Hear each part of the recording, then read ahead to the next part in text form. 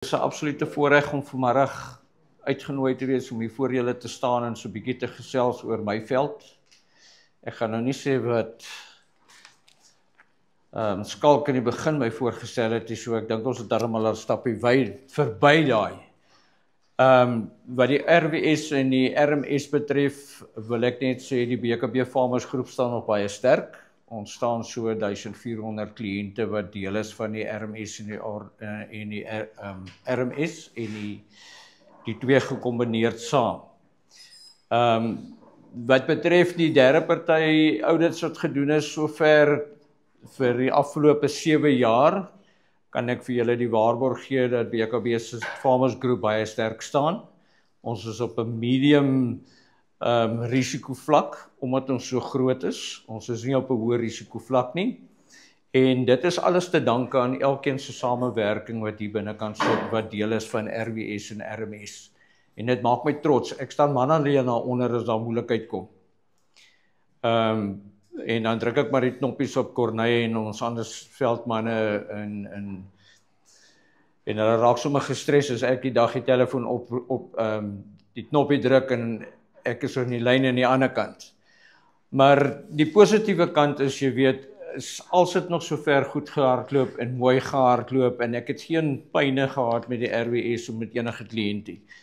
Maar baie vrae het gekom is, wat doen ons ekstra om julle mee te help? En ek kan met groot respek sê is dat ons het wel met 'n dagboekie gekom. Ek weet nie wie van julle het al van die dagboek wat ek saamgestel het om te gebruik nie. Ek het probeer al die rekordhouding wat 'n ou het in een hand het, dat jy nie op 'n rekenaar moet gaan en nog gaan print en vorms gaan soek net al bymekaar is. Daai boekie het gemaak dat jou lewe eintlik 'n bietjie makliker raak wanneer 'n ouditeur na jou toe kom. Jy gee vir hom die boekie, jou rekords is daar, jou vorms wat ingevul is alles daar. So dit is als in die positiewe kant van die rekordhouding van die RWS. Dan het baie van die ouens gesê, ons is nou al verby die stadium van penne, want ons kry nie meer oordentlike penne nie. En wanneer ons skryf, ons wil nie gaan probeer om 'n pen in die hande te kry en hom weg te gooi nie. Het ons samewerking met hierdie ouens, het ons 'n app saamgestel, wat baie eenvoudig is, wat jy op jou foon ingaan, en jy kan letterlik die rekordhouding wat in die dagboekie is saamgevat op hierdie app. Dit maak 'n bietjie die lewe makliker, want ons het altyd iets in die handpalm, soos ons dit noem, dis of 'n dagboek of jou selfoon. Die kans dat jou dagboek in jou handpalm gaan wees is minder as die kans dat jou selfoon die hele tyd by jou gaan wees. Hulle noem nie van die 'n selfoon 'n aanby nie, so almal het hom vandag. Maar net om die tegnologie in jou hand te hê, om jou rekords daar te hou, is klaar alles soos wat jy dit wil hê, en daar is nie nog huiswerk na die tyd nie. So ons dink altyd positief aan, wat kan ons doen om julle mee te help? En verder gaan ek dan nou gaan en buite nou die app wat ons saamgestel het een van die vereistes wat ons in die MMS standaard gekry het, is dat daar wel first-aid opleiding op die plaas moet gedoen word. Of jy nou 1 arbeider het, of jy nou 10 arbeiders moet hê, is die catch kom nou in. Die wet sê, vir elke 10 arbeiders wat jy het, moet jy 'n first-aider hê. Die MMS standaard sê, vir elke arbeider wat jy het, jy hoef nie nou 10 te hê nie, moet daar ten minste iemand wees wat first-aid het. Die positiewe kant van daai first-aid kant is dat enige een van ons kan siek wees en daai ou kan net die basic gehad het en hy kon jou lewe gered het. Ons is nie elke dag op die plaas nie, hy en sy familie is dalk op die plaas. As hy net 'n basic agtergrond gehad het van die first-aid, weet ons nou al, opvangste hoor nou al klaar van selfoontoring se goed. Opvangste is nie wat dit moet wees nie. As jy die noodnommer bel van 'n polisie of van die ambulans, die kans dat hulle by jou gaan uitkom is eers volgende jaar. So die respons is baie swak. So ek voel dit is baie belangrik dat ons moet aandag gee aan die feit van nie net wat die standaard vir ons vereis nie, maar dat ons ten minste iemand het om op te lei. Die lekker van hierdie opleiding is, ons stuur nie iemand weg vir die opleiding nie. As jy internet het, maak jy gebruik van jou rekenaar, is dit 3-4 ure vraelysie wat hy op jou rekenaar online gaan invul. Dit word aanvaar en hy kry dan 'n sertifikaat as 'n first aider. Nog beter is, die posters wat in die skeerhuis opgesit word of in die werksarea opgesit het, gaan bekend wees vir die opleiding wat hy gehad het. So hy sal weet wat om te doen wanneer iets gebeur.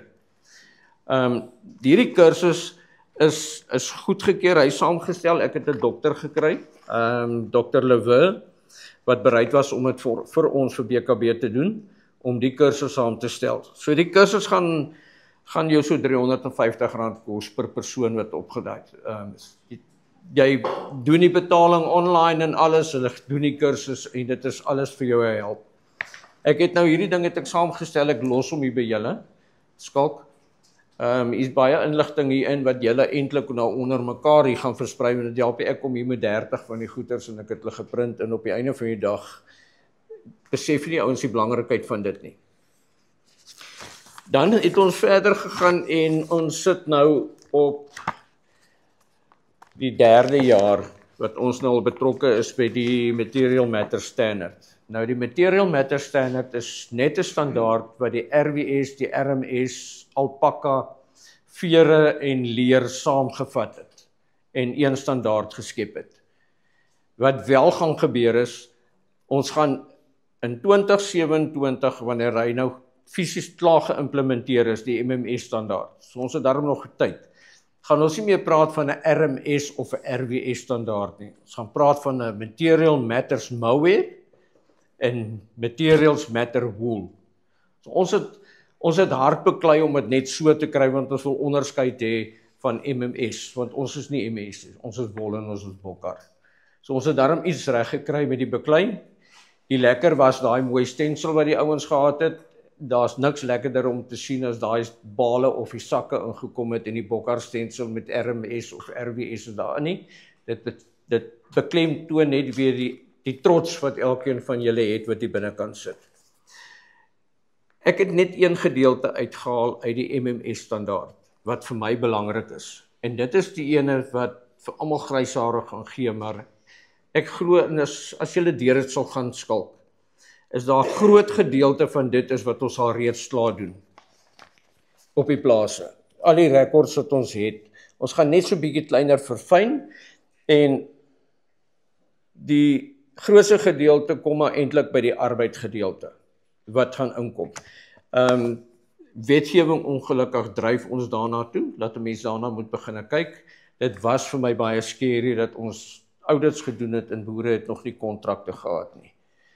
Boere het nog nie payslips gehad nie, maar dit is eintlik 'n wetgewing vereiste.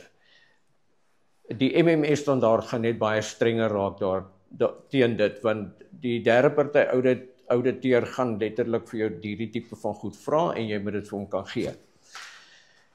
Ek dink net uit die MMS standaard, hierdie klomp punte wat hier so is amper 40 bladsye en ek gaan nou nie deur hierdie 40 bladsye met julle gaan nie. Is die feit van uit die BKB Farmers Groep uit, het ons vir George wat julle audits kom doen nie. Ek dink nie julle kon vir 'n beter ou gevra het om die audits vir julle te doen nie. George is die ou wat die journey met julle gaan loop, wat die partnership met julle gaan vorm om hierdie MMS standaard te implementeer by julle. Al die nodige goed wat jy moet hê, het jy nie nodig om oor bekommerd te wees waar gaan ek dit kry nie. So daai interne ouditeur gaan absoluut julle tool wees om al hierdie dinge te doen. So moet dit nie op jouself vat en jy dink o hel, wat nou, wat gaan nou weer gebeur nie. So daar is hulp, al moet ek ook dan nou kom om vir julle te kom help om hierdie dinge reg te kry, is dit belangrik. Ons is daar om te help, ons is nie daar om die pad moeilik te maak nie. Die pad is moeilik genoeg en ons wil graag hê julle moet gesertifiseerd wees, julle moet nie uitklim en goed nie. Ek wil nou net aan 'n kleiner dingetjie net gaan raak wat baie groot reuse issue gaan wees. In hierdie gesprek is nou al 'n redelike taamlike tydjie aan die gang binne in BKB. Ons probeer uitkomste te kry en dis nie so maklik nie. En ek kom nou terug, nou jammer vir Molatek, dit kom terug na voerkrale op die plaas toe. Wanneer dit raak aan 'n voerkraal, skalk het ek 'n uittreksel hier so uitgehaal vir julle almal binne in hierdie ding. Hoe kyk Textile Exchange na die issue van 'n voerkraal? Dit is 'n critical issue want hulle voel as ons 'n voerkraal het, haal ons die dier uit sy natuurlike weiveld uit. Ons gee nie vir hom toegang tot natuurlike weiveld toe, so hy word ingekamp in 'n kampietjie. Maar die belangrike punt is wat ek wil aanraak is moet dit nie negatief gaan sien nie, want daar is geleenthede wat binne in die standaard daar staan, dat onder uiterste toestande soos droogte, baie koue weer, nat weer, is jy toegelaat om daai voerkraal te hê. Wanneer ons sluitoeie het, en sluitoeie moet afgerond word, die manne van vleissentrale, en daai manne hulle gaan nie maardiere koop by jou nie. Jy wil ook nie 'n maardier by jou op die plaas hê en hy moet vrekkie, want dit het ander gevolge weer. Mag jy dan deur so 'n voerkraaltjie gaan sit. Maar die kers kom in. Jy moet dit in jou bestuursprogram skryf en dit baie duidelik maak. En ek dink ek het die punte redelik saamgevat, waaruit die standaard, uit die RWE standaard het uitkom, moet ons nie daai punte miskyk nie, ons moet daai punte gebruik tot jou voordeel. Okay, so dit is 'n kort skalk rondom die MMS standaard. So ek wil nou nie mense gaan kwaad maak in al hierdie 42 bladsye gaan deurgaan nie. Ek dink net baie van die goed is reeds deel van die proses waarmee ons besig is met die RWS. Die belangrike punte is klaar raak gevat en goed. Maar ons moenie vergeet aan die tool wat ons het met George wat ons gaan help met dit nie. Dis die belangrikste. As ek nou al hierdie 42 bladsye so goed as hier gaan sit, ek dink dan gaan dit wees presies wat Skalk my eerste keer voorgestel het. Ek gaan almal die hel in maak. En dit is nie my punt wat ek wil hê vandag nie. My punt is net, ons het die nodige tools, kom ons gebruik dit net. Baie dankie. So by die EMPS, waarvoor staan dit?